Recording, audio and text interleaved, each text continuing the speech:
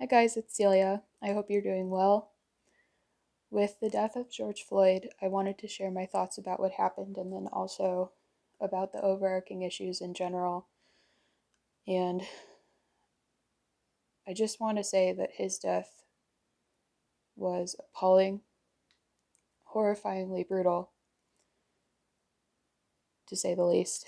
Um, and it could have been prevented entirely had the situation been handled differently. It should have been prevented. The situation should have been handled without the use of brutal force, with respect to him in a life-threatening situation so that he would still be alive. This is one event that is very similar to the deaths of other Black people and people of color. Trayvon Martin in 2013, Tamir Rice, a child, Tanisha Anderson, Maya Hall, Walter Scott, Sandra Bland, Breonna Taylor, Ahmaud Arbery, just to name a few. I believe it is our job as white people to recognize the privilege and racial authority we have. That's how things stand right now. It's undeniable. And it often leads to violent situations like what happened to George. And in general, it perpetrates a system of oppression and discrimination, stereotyping and stigma that can lead to things like this happening and that cause Black people and people of color to be angry, to be tired, to feel unseen and unheard, to feel like they are constantly on the lookout for threats against them. It is not the job of Black people to teach us about what they are going through. It is not the job of people of color to educate white people about the situations and the systemic disparities they are facing, the social issues that affect them. It is our job as white people to acknowledge what they are saying, to listen to them, to learn from them, to take initiative, to understand, to educate ourselves, to show empathy, and to stand with Black communities and people of color, to support them and empower them for the change we need to implement.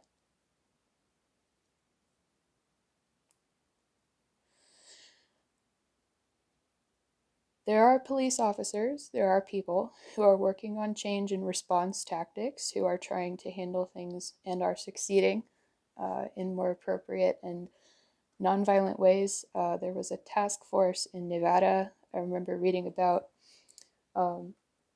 where, I don't remember the city, but a police force were trained in verbal de-escalation, nonviolent crisis response and intervention tactics. They practiced it in teams with each other. They trained in it quite thoroughly. From what I understand, it's actually very similar to de-escalation and intervention techniques we use here at my work on psychiatric units. The primary objective of these tactics to be keeping everyone safe, including the person who is showing threats of safety. So to try to de-escalate the situation, to try to help calm the person down, and to use restraint and force at a minimum in safe, structured, trained approaches, and only when absolutely necessary, with supervision and an educated background on how it works.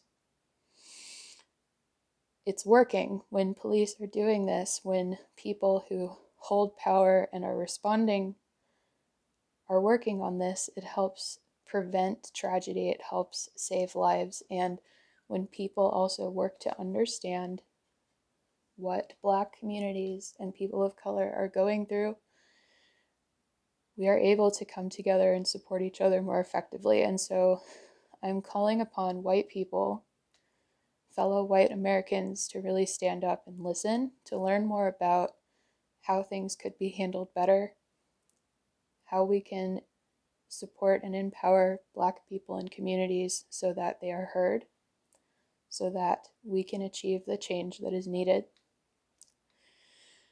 And it's up to us to really find a starting point as to how to do that, I recommend, researching Black Lives Matter movements, watching documentaries such as The Color of Fear. There are clips on YouTube,